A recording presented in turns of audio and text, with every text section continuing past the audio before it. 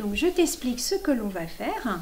Donc on va vérifier si tu vois bien, si tu entends bien. C'est un jour important pour Charlotte, 4 ans. Dans son école maternelle, elle réalise son premier bilan de santé. Se peser, se mesurer, et puis après tu pourras retourner dans la classe. D'accord? Test psychomoteur et sensoriel pour vérifier l'audition, le langage ou la vue. Ici. Un bateau. Les parents sont les bienvenus lors de ce bilan gratuit, comme Inès, la maman de Lilia. Donc écris juste girafe. G et J.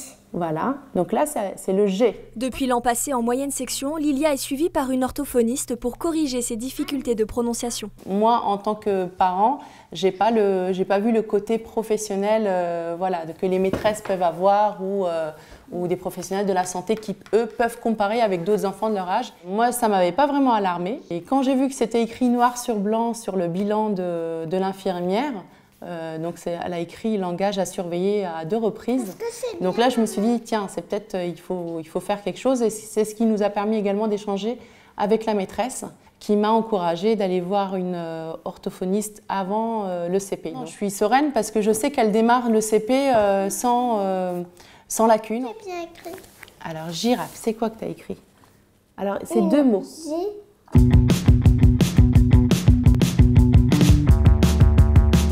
Ce bilan de santé est obligatoire pour les enfants de 3 à 4 ans en petite et moyenne section de maternelle. Comme Charlotte, 12 000 enfants brétiliens sont vus chaque année par une infirmière de la protection maternelle et infantile. Objectif, dépister le plus tôt possible des problèmes de santé pour mieux les soigner, comme l'explique le docteur Cécile Morel-Laurent. Un trouble de l'audition peut entraver un enfant dans son acquisition du langage. Ça peut aussi provoquer chez lui des troubles du comportement, il n'est pas compris, il n'arrive pas à se faire comprendre, c'est frustrant. Ça va être la même chose pour toutes les autres difficultés de santé qui sont analysées au cours de ce bilan.